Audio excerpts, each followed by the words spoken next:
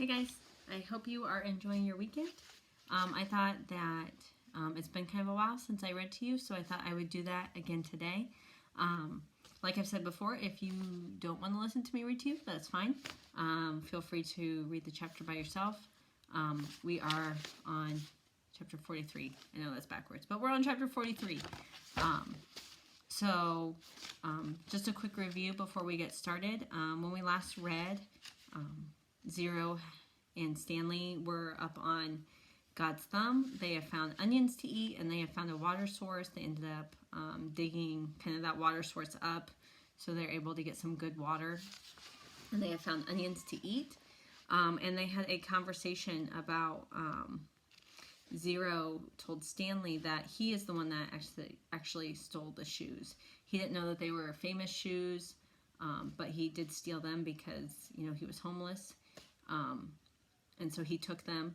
And then when he heard that, people were looking for them or whatever, he threw them over the bridge.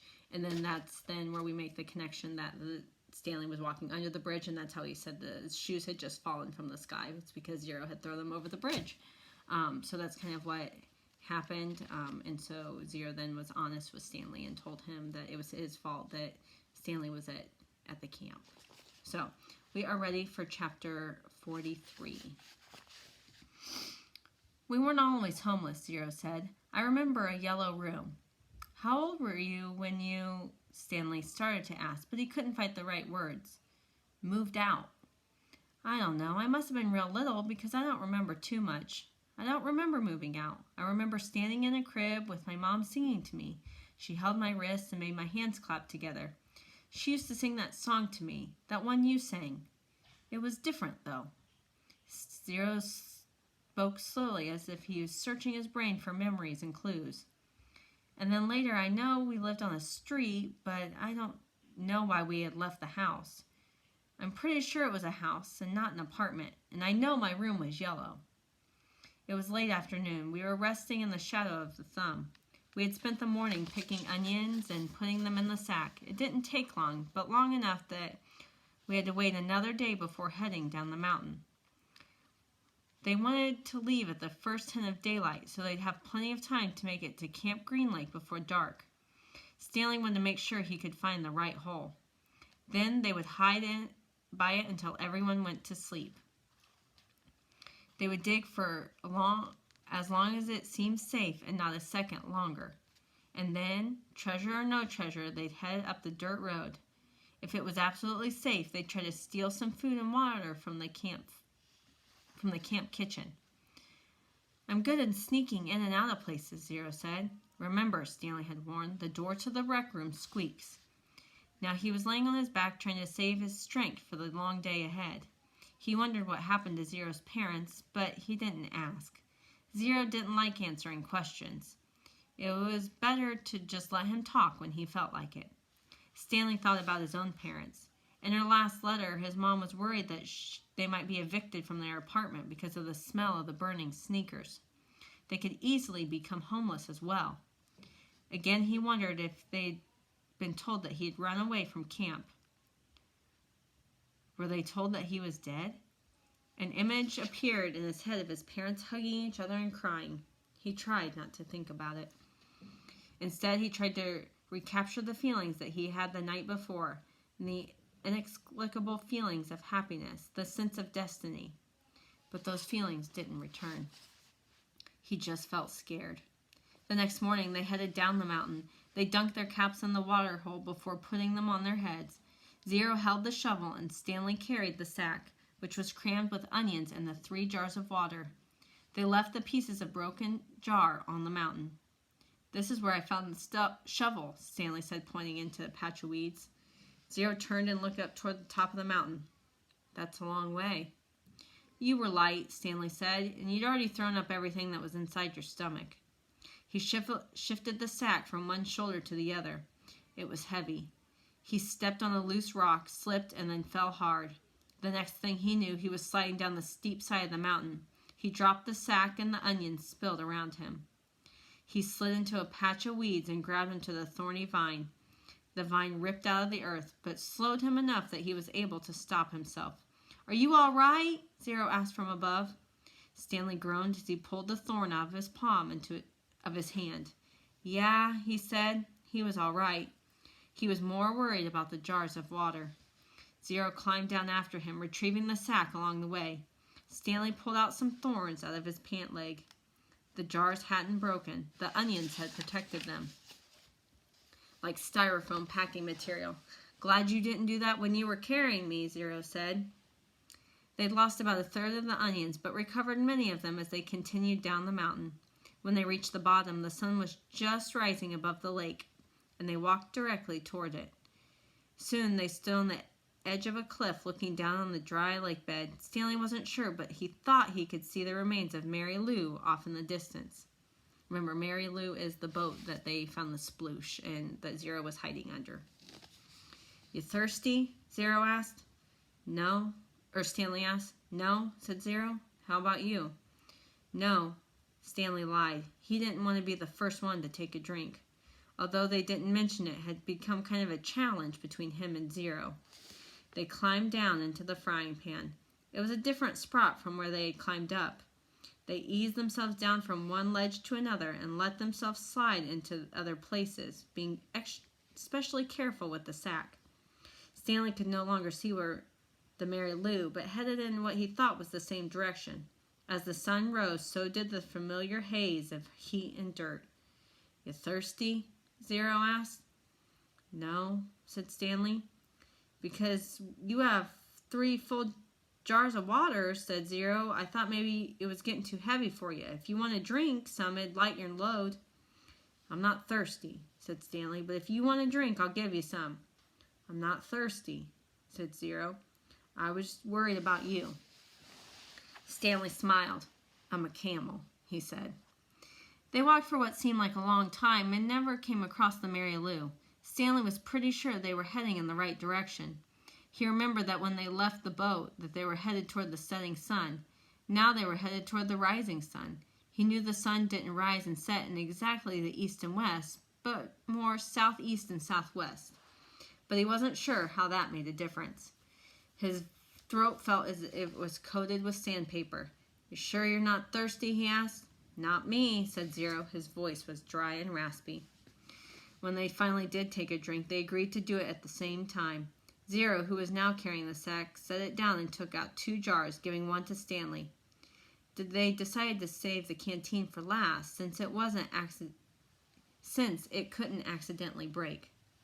You know I'm not thirsty, Stanley said as he unscrewed the lid. I'm just drinking so you will.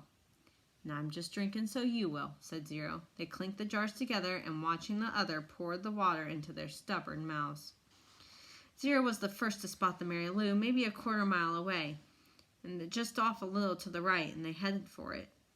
It wasn't even noon yet when they reached the boat. They sat against the shady side and rested. I don't know what happened to my mother, Zero said. She left and never came back. Stanley peeled an onion. She couldn't take me with her, Zero said. Sometimes she had to do things herself. Stanley had the feeling that Zero was explaining things to himself. She told me to wait in a certain place for her, and when I was real little, I had to wait in small areas like on a porch step or a doorway. Now don't leave till I come back, she'd say. I never liked it when she left. I had a stuffed animal, a little giraffe, and I'd hug it the whole time she was gone. When I got bigger, I was allowed to stay in bigger areas, like stay on this block or don't leave the park. But even then, I held Jaffe. Stanley guessed that Jaffe was the name of Zero's giraffe.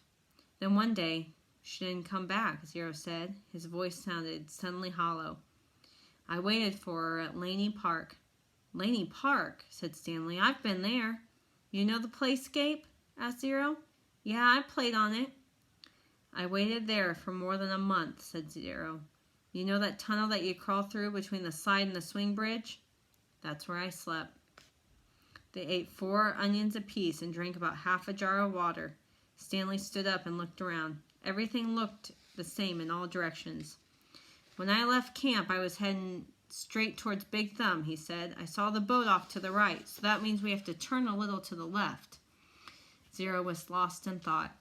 What? Okay, he said. They headed south. It was Stanley's turn to carry the sack. Some kids had a birthday party said Zero. I guess it was about 2 weeks after my mother left. There was a picnic table next to the playscape and balloons were tied to it. The kids looked about the same age as me. One girl said hi to me and asked if I wanted to play.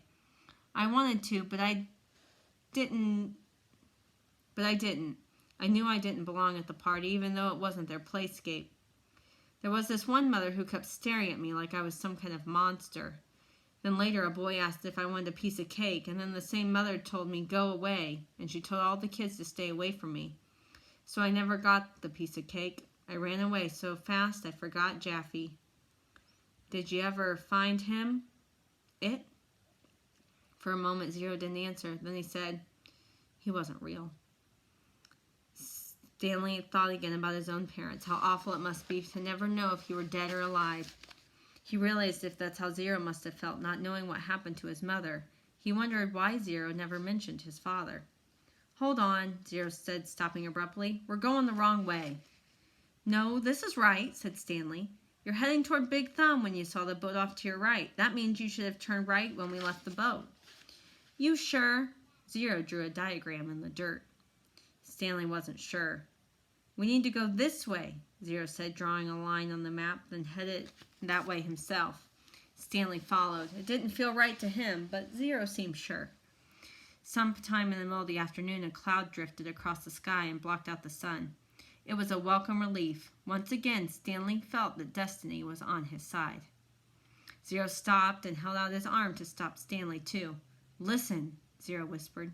Stanley didn't hear anything. They continued walking very quietly, and Stanley began to make out the faint sounds of Camp Green Lake. They were still too far away to see the camp, but he could hear a blend of indistinct voices, and as they got closer, he occasionally could hear Mr. Sir's distinctive bark.